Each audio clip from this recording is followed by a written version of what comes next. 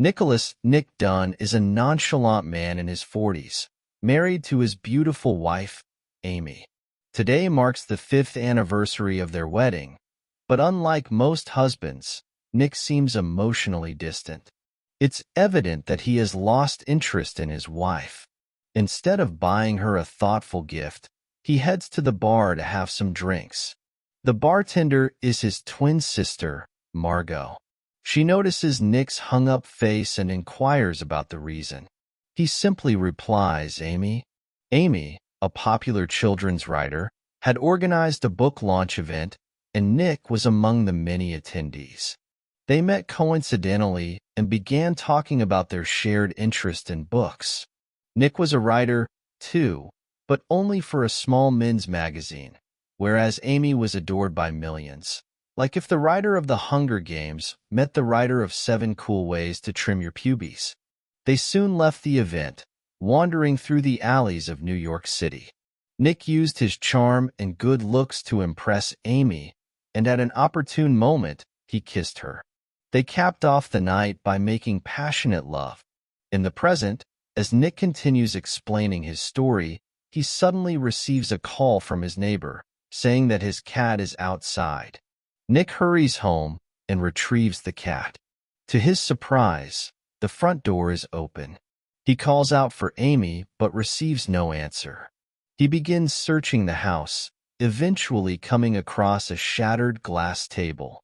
The sight alarms him, so he immediately calls for help. Soon, Detective Rhonda arrives at the scene with her assistant and quickly gets to work.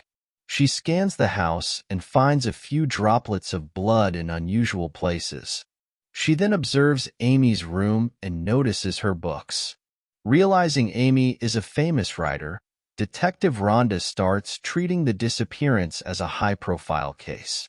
Later, they all head to the police station, where Nick is asked to complete several tasks. Once he's done, Detective Rhonda assures him that they will find Amy. Her credit cards are being tracked, a forensics team is already on the crime scene to check for clues, and most importantly, a press conference will be held tomorrow to appeal for help. Strangely, Nick finds all of this funny. He even compares the situation to the show Law and Order. This is the first red flag for Detective Rhonda, so she starts questioning him. However, Nick can't answer many of them. He doesn't know Amy's blood type, her favorite food, or even her nickname. All Nick knows is that Amy had no friends and spent most of her time reading books. We're then taken to a flashback. It's the 1st anniversary of Nick and Amy's marriage, and they are living happily. They often have sex in public places and exchange expensive gifts. But little did they know, their lives were about to take a dark turn. Any couple should know that they've peaked once they've checked off banging in the ball pit at McDonald's from their list. Back in the present, as Detective Rhonda is searching for clues at the crime scene, a pregnant woman named Noelle shows up, claiming to be Amy's best friend. She reveals that she lives just 3 blocks away and has been in close contact with Amy for over a year. This raises Rhonda's suspicion, as Nick previously mentioned that his wife had no friends. Nonetheless, she decides to interrogate Noelle and sends her away. Rhonda then enters the Dunn residence and learns from the forensic team that the kitchen floor was splattered with blood, which was later cleaned up.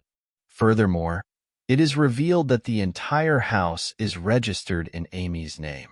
The next day, the scheduled press conference takes place. Since Amy is a well-known writer, hundreds of reporters have arrived, and the event is being broadcast live. Nick and his in-laws are set to take over the press conference. When it's his turn, he reluctantly utters 2 sentences and even smiles for a photograph. That night, he heads to his father's abandoned house to relax. Just then, Detective Rhonda arrives, revealing that she was following him. This enrages Nick, and he quickly escorts her out of the house before departing in his car. Next, another flashback shows the couple going through a rough patch. Amy records everything in her diary. The couple has relocated to Nick's hometown in Missouri to care for his terminally ill mother. It's been several months, but Nick has yet to find a job. This forces Amy to borrow money from her wealthy parents. Things are running on a tight budget, but Nick, who is not accustomed to being unemployed, recklessly spends money on video games. Amy tries to encourage him, assuring him that better days will come, but every conversation ends in an argument. In the present, it has been 2 days since Amy's disappearance. Her parents have organized an event to attract more helping hands and are doing everything they can to find their daughter. Nick, however, remains indifferent. He even takes selfies with the attendees. That night, Nick decides to stay at his sister Margot's place to avoid the swarm of paparazzi that have been surrounding him. Unfortunately, even at Margot's house, he's not free from scrutiny. On the television, Margot watches as several news channels report on Nick's carefree attitude. Some even question whether he's sad at all. Margot confronts her brother about this, and Nick angrily replies that he wasn't expecting this from her. The past few days have been a nightmare for him, so he just wants a good night's sleep without being judged. Hearing this, Margot apologizes and goes to bed. A few hours later, unexpectedly, a young girl enters the house and jumps into Nick's arms. She is revealed to be his girlfriend, Andy. This apparently clarifies everything. Nick doesn't care about his wife's disappearance because he is in love with someone else. But that raises a big question. Is he responsible for it? Meanwhile, the two get physical and spend the night together. Unfortunately, the next morning, Margot catches her brother in the act and chastises him for hiding things from her. But Nick quickly retaliates, explaining how miserable Amy made him feel. At one point, she stopped caring for him, and spending a single day with her had become unbearable.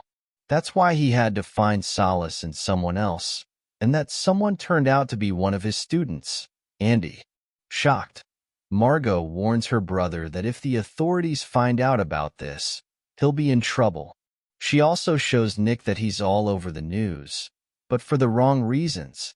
In another flashback, Amy's diary reveals that she wanted to have a child with Nick, hoping it would solve their ongoing problems. However, Nick was completely against the idea.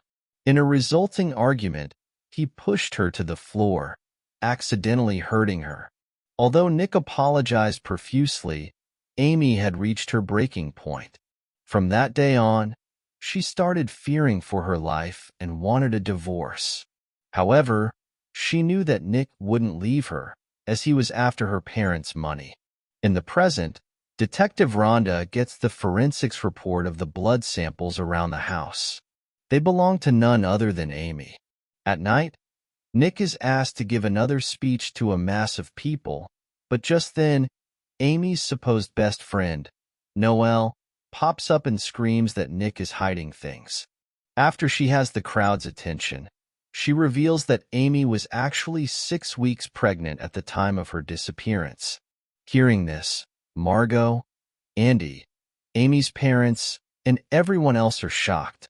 The crowd turns against Nick, but fortunately, he is escorted away by the police. That night, as Nick is drinking at home, Detective Rhonda confronts him with a set of photographs, which show that Amy and Noelle were indeed good friends. She also tells him that the blood inside the kitchen belongs to his wife. Finally, Detective Rhonda concludes that Amy was murdered. She only needs the dead body to confirm her theory and put Nick behind bars. She left the most damning evidence of all. Nick plays video games after she's gone. Margot approaches her distressed brother and asks him about Amy's pregnancy. Surprisingly, Nick reveals that he never knew about it. In fact, Amy never wanted to have a baby. At the same time, Detective Rhonda reaches Nick's father's house to look for clues. She does not find a body, but she finds Amy's half-burnt diary in the furnace. Following this, we are taken to the day of the disappearance. In a shocking turn of events, it is revealed that Amy herself is the perpetrator of the entire incident. Everything pointing toward her husband's arrest was meticulously planned by her. In Amy's eyes, Nick took her soul by lying to her, cheating on her, and taking away her pride and money. We are then shown how she staged the whole thing. First, she secretly befriended the dumbest neighbor in the area and invited her home. Knowing that Noelle was pregnant, Amy cunningly stole her urine sample and took it to a local hospital to create fake medical records. She also filled Noelle's mind with lies about how Nick beat her every night. As for the crime scene, Amy drew 2 bags of blood from her own hand and splattered it across the kitchen floor. She then swept it carelessly so the police could find traces of it. Finally, Amy wrote fake stories in her diary and left it for the cops. This means that Nick never assaulted her. In fact, she was the aggressive one. As Amy drives away in her car, she reveals that she started planning the night she saw Nick cheating on her. Elsewhere, Nick has also become sure that his wife is trying to frame him, but since he has no proof, he decides to visit Tanner, the smartest lawyer in the country. Tanner immediately showcases his quick thinking skills by advising Nick on a few things. If he wants to win the case, he first needs to make sure the country is on his side. To do that, he has to defame Amy. Tanner suggests the first step would be to find someone Amy screwed over in the past and get a testimony from them.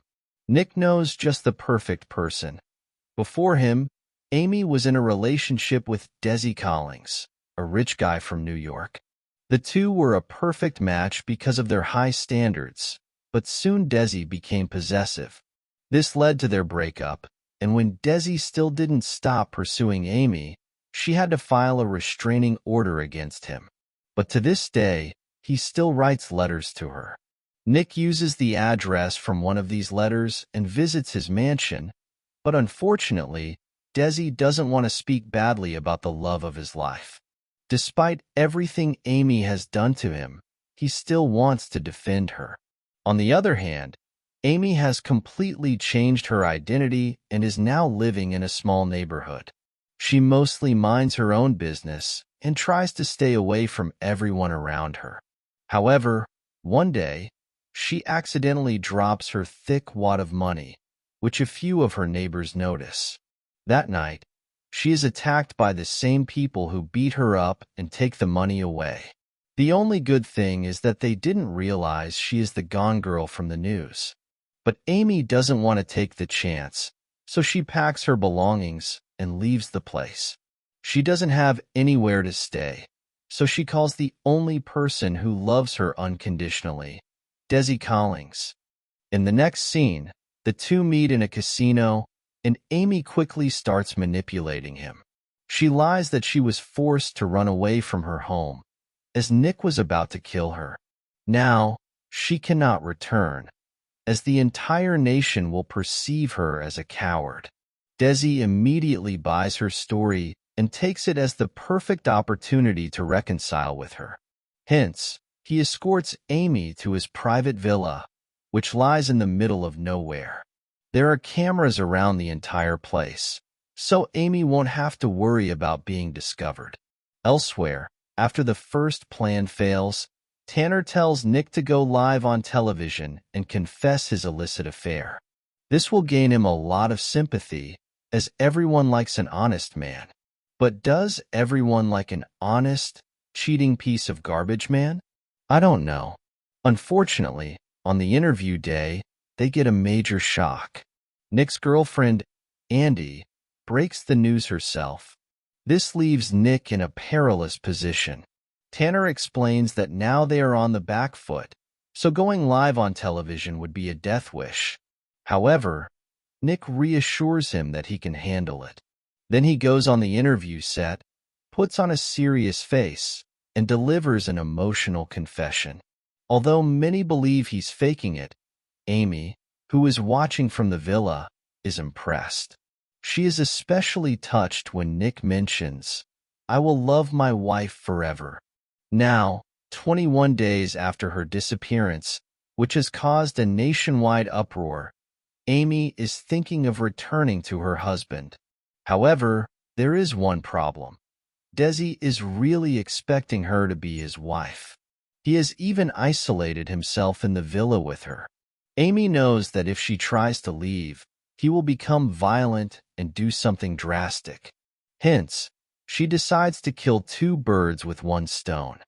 At first, she goes inside the bathroom, the only place without cameras. Then she leaves rope marks on her wrists to make it look like she had been tied up. For the second step, she scars her private organs and goes near one of the cameras to record herself screaming. Later, when Desi arrives home, she seduces him to make out with her. As he is distracted, Amy finishes him off brutally. Elsewhere, things are looking grim for Nick as Detective Rhonda has gone through the entire diary and is on the verge of arresting him. But one morning, everything changes. Amy arrives outside the house, still covered in Desi's blood. This changes the entire complexion of the case. Nick, once America's most hated man, is now innocent. In the evening, doctors examine Amy and conclude that she was mistreated. Nick knows that she is once again deceiving everyone, but he has no evidence to prove it. Later, in front of a number of officials, Amy tells her sob story. She explains how her possessive boyfriend, Desi, kidnapped her and held her hostage for several weeks. The news goes viral, and once again, Amy becomes the sweetheart of America, except for Nick and his sister Margot. Everyone believes her sob story. In the final scene, the couple returns to their home, and the drama is over. In Nick's eyes, Amy is a murderer, but she explains that she did everything to get back to him. However, with everything that has happened, Nick is afraid to live with her. He tells her that he's leaving, but Amy threatens to ruin his life if he even considers doing so. Hearing this, Nick realizes that he is trapped with this lunatic forever. The movie ends as he puts Amy to sleep and locks the door from outside, indicating that he doesn't feel safe in his house anymore.